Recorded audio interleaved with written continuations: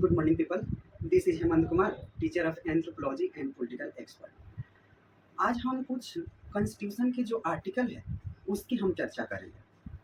तो article 40, article अनुच्छेद जो 40 है उसकी हम व्याख्या कुछ इस तरह से करते हैं कि origination of the village panchayat, the state shall take step to organisation village panchayat and in which such power and authority as may be necessary to enable function as unit of self-government. You provide self-government और you provide separation of power. जो centre है और जो state है उसके बीच कुछ separation है, उसकी पावर भी इसमें दी गई। और यूनियन लिस्ट, स्टेट लिस्ट और कॉन्करेंट लिस्ट, ये 3 प्रकार के हमारे क्या हैं, लिस्ट हैं। सो नेक्स्ट आर्टिकल 41 अनुच्छेद 41 में दिया गया है right to work, to education and to public assistance certain case. Certain case में क्या है, the state shall within the limitation of its economic capacity and development make effective provision for securing the right to work, to education and to public assistance in case of unemployment, old age, sickness and disablement and in other case of understanding wanted। मतलब कि जब article 41 में ये कहा जा रहा है कि हमें राइट टू वर्क मिलनी चाहिए, एजुकेशन और पब्लिक असिस्टेंस भी मिलना चाहिए, इसका हिंदी में हम अनुवाद कर देते हैं। कुछ दशाओं में काम, शिक्षा और लोक सहायता पाने का अधिकार राज्य अपनी आर्थिक सामर्थ्य और विकास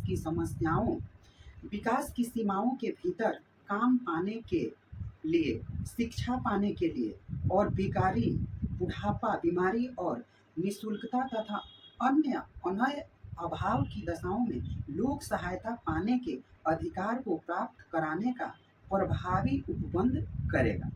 ये हमारा आर्टिकल 41 में दिया गया है। Article 42 says that the provision for just and human condition of work and maternity relief.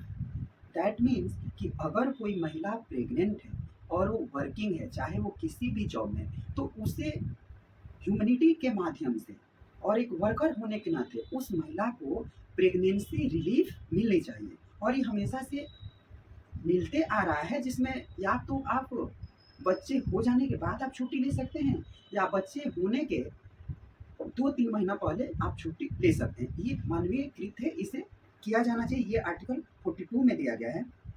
The state shell make provision for securing just and human condition work and for maternity relief. इसका मतलब है कि अगर कोई व्यक्ति आपके यहाँ काम किया, चाहे वो किसी भी क्षेत्र में, तो उस काम करने वाले व्यक्ति को उसकी मजूरी अगर आप नहीं दे रहे हैं, ये कानूनन जुर्म है, इसे आपको नहीं करना चाहिए। बेसिकली हम गांव के इलाके में देखते हैं कि वहाँ पे काम करा लेते हैं, खेत में चाहे कोई और तरह के काम करा लेंगे, मगर उसे पैसा नहीं देते हैं, ये कानूनन जुर्म है।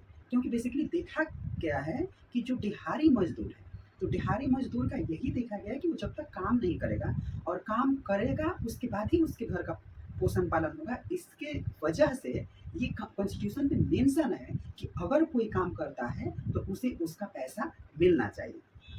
इसका हम हिंदी में अनुवाद कर देते हैं कि काम और न्याय संगत और मनोवाचिक दशाओं का तथा प्रस्तुति सहायता का उपबंध राज्य काम, न्याय संगत और मानवोचित दशाओं को सुनिश्चित करने के लिए और प्रस्तुत सहायता के लिए उपबद्ध करेगा। एंड नेक्स्ट अनुच्छेद article 43 living wage ETC for workers.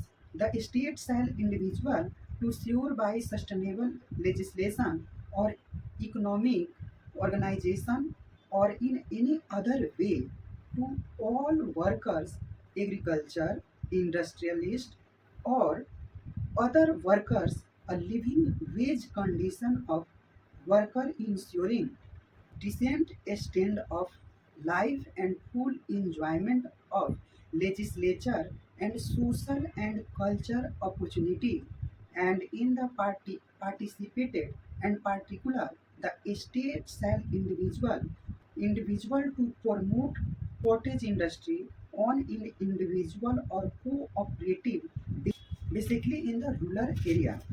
I just explain in Hindi.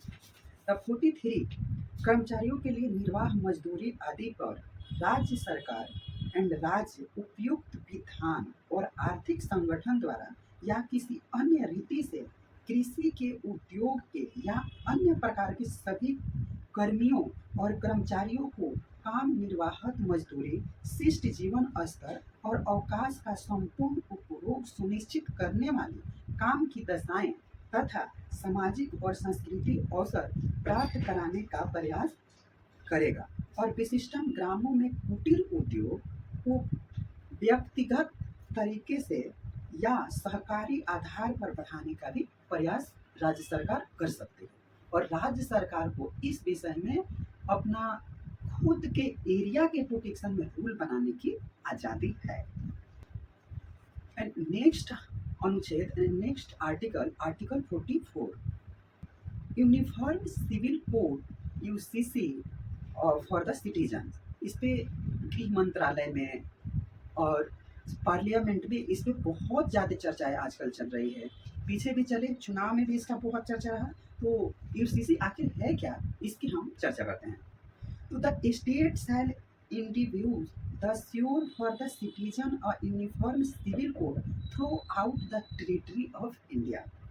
Example look like personal law जैसे Hindu section act, Hindu marriage act and the Hindu appeasement and maintenance act इत्यादि।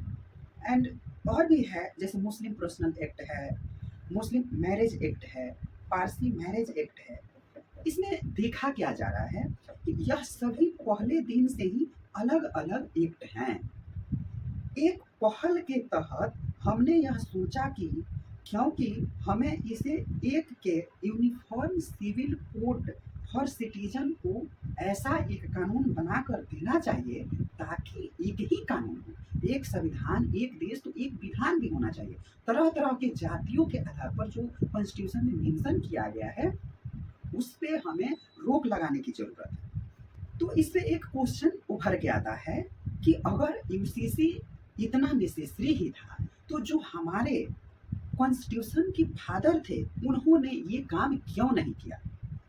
तो देखिए, उन्होंने यह काम इसलिए नहीं किया कि उस समय बड़ा ही कम्युनल वायलेंस, वॉलंटियर ट्रायल था, एंगल था। उसी समय हिंदू और मुस्लिमों का राइट्स हुआ था जिसके वजह से पार्टीशन भी हुआ और उस समय जो कंफर्टेबल इन्वायरमेंट था वो नहीं था।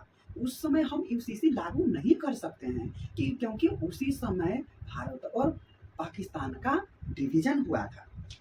उन्होंने यह सोचा कि जो फ्यूचर में गवर्नमेंट आएगी वह गवर्नमेंट जो जब सही माहौल, सही इन्वायरमेंट होगा तब यह काम यूसीसी बिल लाकर करेगी। परंतु पॉलिटिकल वैल्यू इसका नहीं होने के कारण जो पॉलिटिशियन थे वो पॉलिटिशियन वोट बैंक के चलते कांग्रेस पार्टी ही हालांकि 60, 65, 70 साल तक रही और उन्होंने वोट बैंक का डिवीजन ना हो जाए इस वजह से वो यूसीसी बिल नहीं ला सकी। और इसलिए जो बीजेपी की गवर्नमेंट है उन्होंने यूसीसी लाया, जिसके वजह से जो विपक्ष के लोग हैं वो तरह तरह की भांति भांति के आडंबर फैला रहे हैं जो सरासर गलत है। यूसीसी लागू हो रहा है और होगा, यही हम सबकी जिम्मेदारी है। जो हमारे कॉन्स्टिट्यूशन फादर थे उन्होंने ये कहा है कि यूसीसी बिल आनी चाहिए और इस पर काम होना चाहिए। इसी के साथ आप सबने मुझे सुना, आप सबको बहुत बहुत धन्यवाद।